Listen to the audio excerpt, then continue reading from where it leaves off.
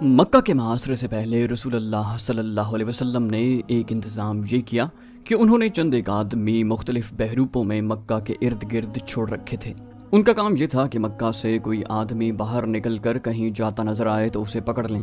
جاسوسی کا یہ اہتمام اس لیے کیا گیا تھا کہ قریش اپنے دوست قبائل کو مدد کے لیے نہ بلا سکیں۔ دوسرے ہی دن 2 شتر سواروں کو پکڑا گیا جو عام سے مسافر معلوم ہوتے تھے۔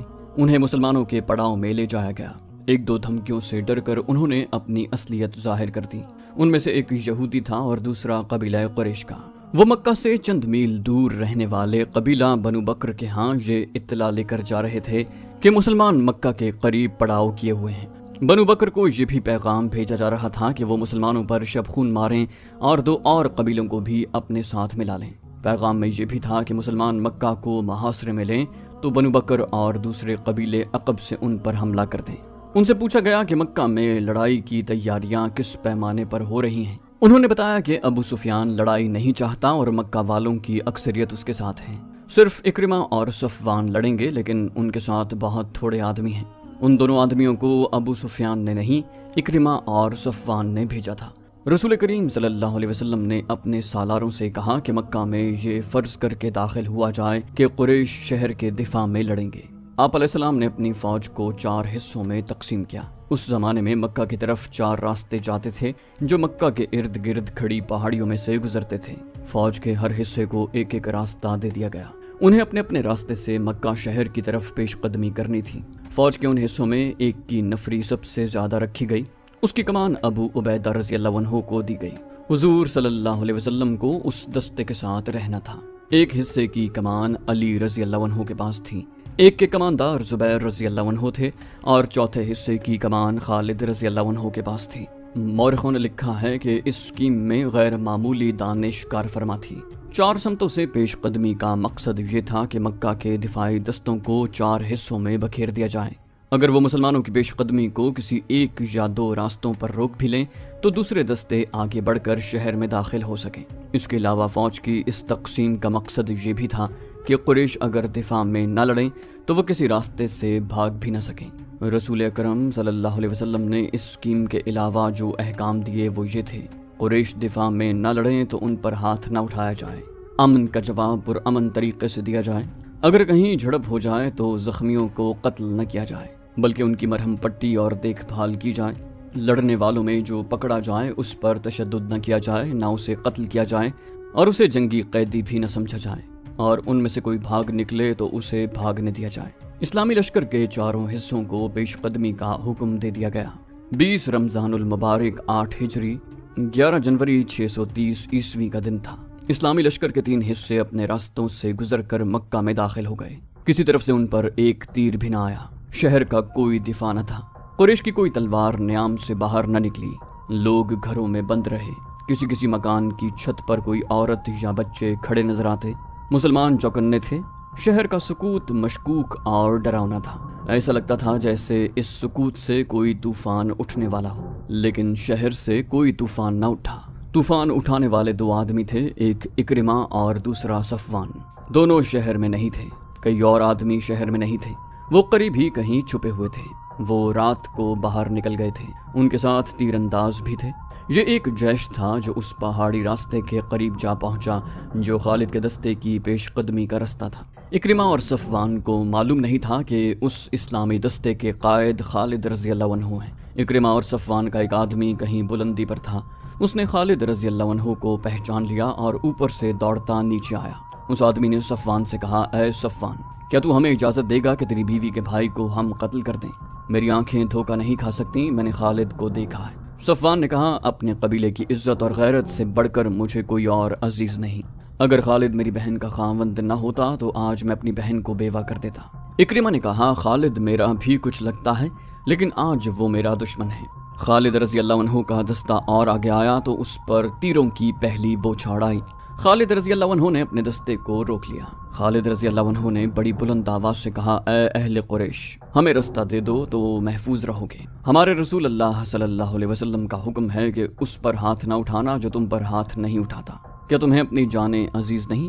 میں تمہیں صرف ایک موقع دوں گا۔ تیروں کی ایک اور بوچھاڑ آئی۔ اکرمہ نے للکار کر کہا: ہم تمہارے رسول کے حکم کے پابند نہیں خالد، ہمت کر کے آگے آ، ہم ہیں تمہارے پرانے دوست صفوان اور اکرمہ، تو مکہ میں زندہ داخل نہیں ہو سکے گا۔ خالد رضی اللہ عنہ نے تیروں کی دوسری بوچھاڑ سے معلوم کر لیا تھا کہ دشمن کہاں ہے۔ خالد رضی اللہ عنہ نے اپنے دستے کو روک کر پیچھے ہٹا لیا اور اپنے کچھ آدمیوں کو پہاڑیوں کے اوپر سے آگے بڑھنے اور تیر اندازوں پر حملہ کرنے کے لیے بھیج دیا۔ اکرمہ اور صفوان خالد رضی اللہ عنہ کے ان آدمیوں کو نہ دیکھ سکے۔ تھوڑی سی دیر میں یہ آدمی دشمن کے سر پر جا پہنچے۔ وادی سے خالد رضی اللہ عنہ نے حلہ بول دیا جو اس قدر تیز اور شدید تھا کہ قریش کے پاؤں اکھڑ گئے۔ خالد رضی اللہ عنہ نے اوپر سے بھی حملہ کروایا اور نیچے سے بھی۔ خالد رضی اللہ عنہ للکار رہے تھے، کہاں ہو اکرمہ، کہاں ہو صفوان؟ وہ دونوں کہیں بھی نہیں تھے۔ وہ خالد رضی اللہ عنہ کے حلے کی تاب نہ لا سکے اور خالد رضی اللہ عنہ کو نظر آئے بغیر کہیں بھاگ گئے۔ ان کا جیش بھی لاپتہ ہو گیا۔ پیچھے قریش کی 12 لاشیں رہ گئیں۔ مختصر سی اس جھڑپ میں 2 مسلمان حبش رضی اللہ عنہ اور کوس بن جابر فہری رضی اللہ عنہ شہید ہو گئے۔ اسلامی فوج کے 3 حصے مکہ میں داخل ہو چکے تھے۔ خالد رضی اللہ عنہ کا دستہ ابھی نہیں پہنچا تھا۔ سب حیران تھے کہ اہل مکہ نے مزاحمت نہیں کی، پھر خالد رضی اللہ عنہ کے نہ آنے کی وجہ کیا ہو سکتی ہے؟ ایک قاصد کو دوڑایا گیا۔ وہ خبر لایا کہ خالد رضی اللہ عنہ 2 مسلمانوں کی لاشیں لے کر آ رہے ہیں اور ان کے دستے نے قریش کے 12 آدمی مار ڈالے ہیں۔ رسول کریم صلی اللہ علیہ وسلم نے سنا تو آپ بہت برہم ہوئے۔ آپ علیہ السلام اچھی طرح جانتے تھے کہ خالد رضی اللہ عنہ جنگ و جدل کے دل دادا ہیں۔ انہوں نے بغیر اشتعال کے لڑائی مول لے لی ہوگی۔ خالد رضی اللہ عنہ کے مکہ میں آنے کی اطلاع ملی تو رسول اللہ صلی اللہ علیہ وسلم نے انہیں بلا کر پوچھا کہ اس حکم کے باوجود کہ لڑائی سے گریز کیا جائے انہوں نے قریش کے 12 آدمیوں کو کیوں مار ڈالا؟ خالد رضی اللہ عنہ نے حضور صلی اللہ علیہ وسلم کو بتایا کہ اکرمہ اور صفوان کے ساتھ قریش کے متعدد آدمی تھے جنہوں نے ان پر تیر برسائے۔ خالد رضی اللہ عنہ نے یہ بھی بتایا کہ انہوں نے اکرمہ اور صفوان کو ایک موقع دیا تھا لیکن انہوں نے تیروں کی ایک اور بوچھاڑ پھینک دی۔ رسول خدا صلی اللہ علیہ وسلم نے ابو سفیان رضی اللہ عنہ سے پوچھا کہ اکرمہ اور صفوان کہاں ہیں؟ ابو سفیان رضی اللہ عنہ نے بتایا کہ وہ مکہ کے دفاع میں لڑنے کے لیے چلے گئے تھے۔ رسول خدا صلی اللہ علیہ وسلم کو یقین ہو گیا کہ لڑائی خالد رضی اللہ عنہ نے نہیں شروع کی، تب تک مکہ پر مسلمانوں کا قبضہ ہو چکا تھا۔ رسول اکرم صلی اللہ علیہ وسلم مکے میں داخل ہوئے تو آپ علیہ السلام کے ہمراہ اسامہ بن زید رضی اللہ عنہ، بلال رضی اللہ عنہ اور عثمان بن طلحہ رضی اللہ عنہ تھے۔ رسول کریم صلی اللہ علیہ وسلم کو مکے سے ہجرت کر کے مدینے کو گئے 7 سال گزر چکے تھے۔ آپ علیہ السلام نے مکہ کے در و دیوار کو دیکھا، وہاں کے لوگوں کو دیکھا، دروازوں اور چھتوں پر کھڑی عورتوں کو دیکھا۔ بہت سے چہرے شناسا تھے۔ آپ علیہ السلام گزرتے چلے گئے اور کعبے میں داخل ہو گئے۔ 7 مرتبہ بیت اللہ کا طواف کیا اور اللہ کا شکر ادا کیا۔ اب مکہ میں کسی کو اتنی ہمت نہیں پڑتی تھی کہ آپ علیہ السلام کو جادوگر کہے یا آپ علیہ السلام پر پھپتی کسے۔ اہل قریش چہروں پر خوف و ہراس کے تاثرات لیے اپنے انجام کے منتظر کھڑے تھے۔ عربوں کے ہاں اپنی بے عزتی اور قتل کے انتقام کا رواج بڑا بھیانک تھا۔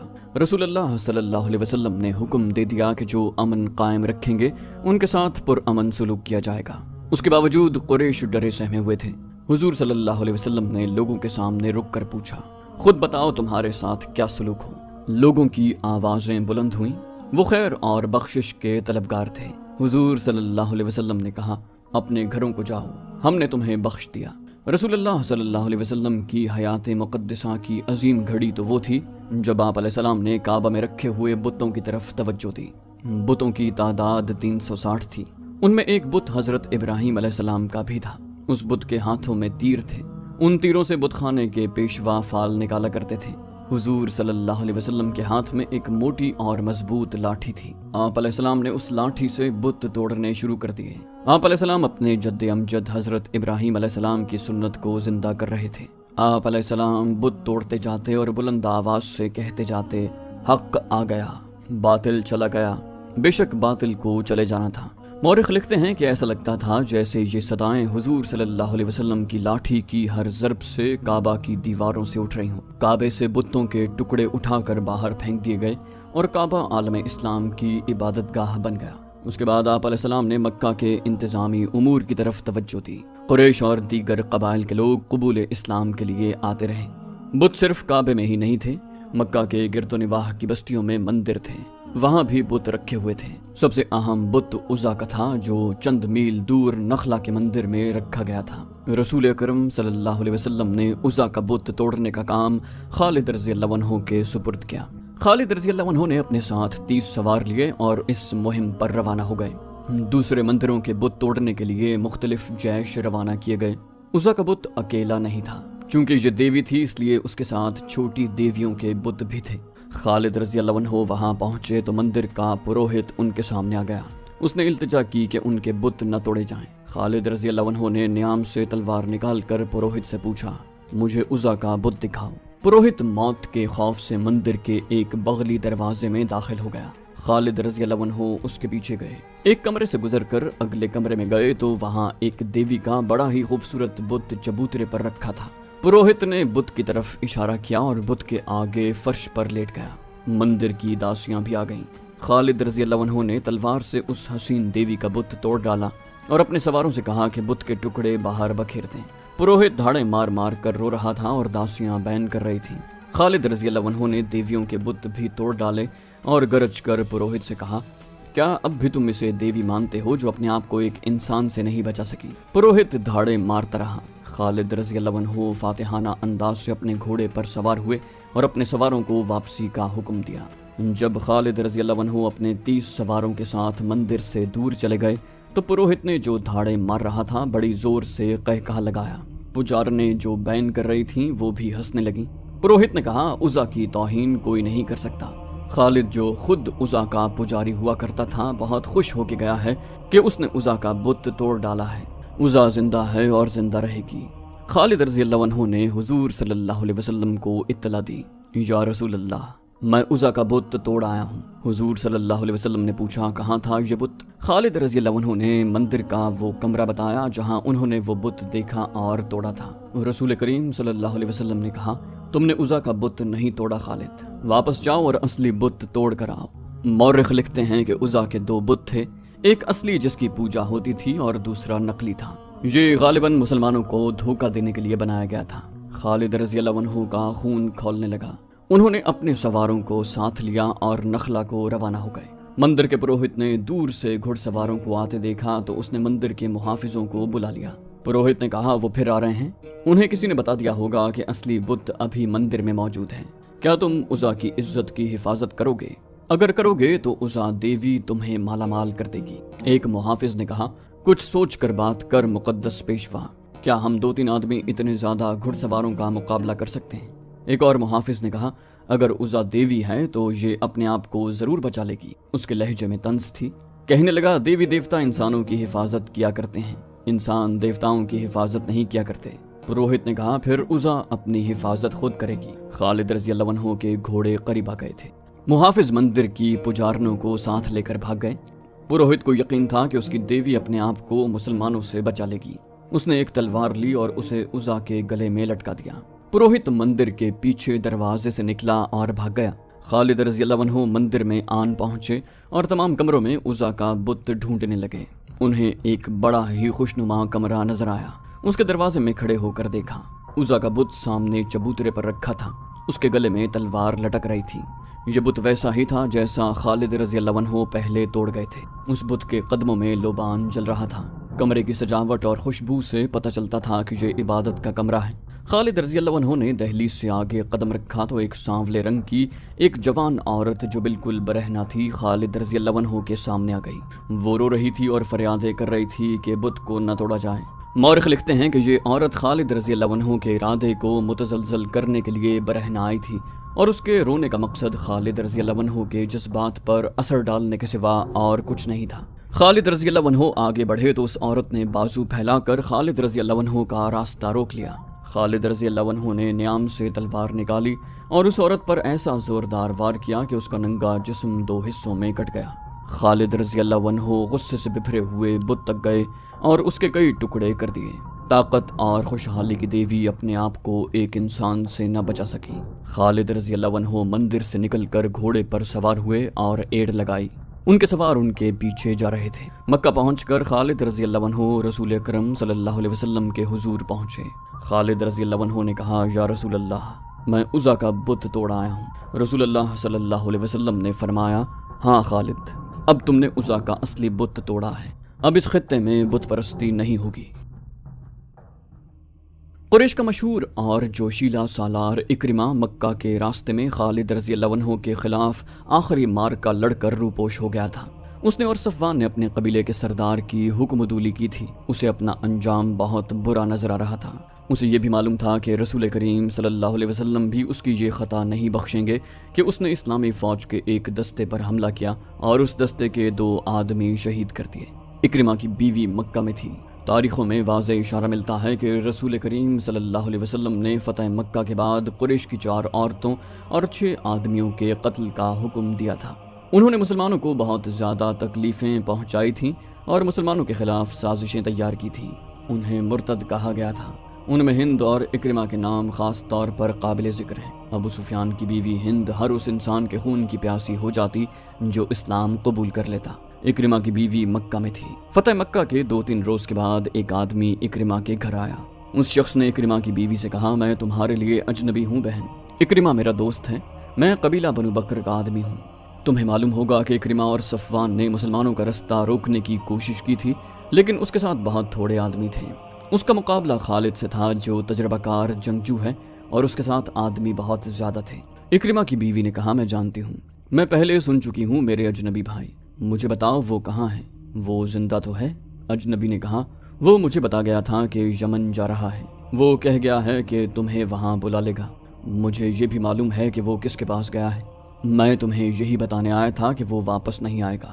اکرمہ کی بیوی نے کہا، اسے یہاں آنا بھی نہیں چاہیے، وہ آ گیا تو اسے قتل کر دیا جائے گا۔ اجنبی نے کہا، تم تیار رہنا، اس کا پیغام آئے گا تو میں تمہیں اس کے پاس پہنچا دوں گا۔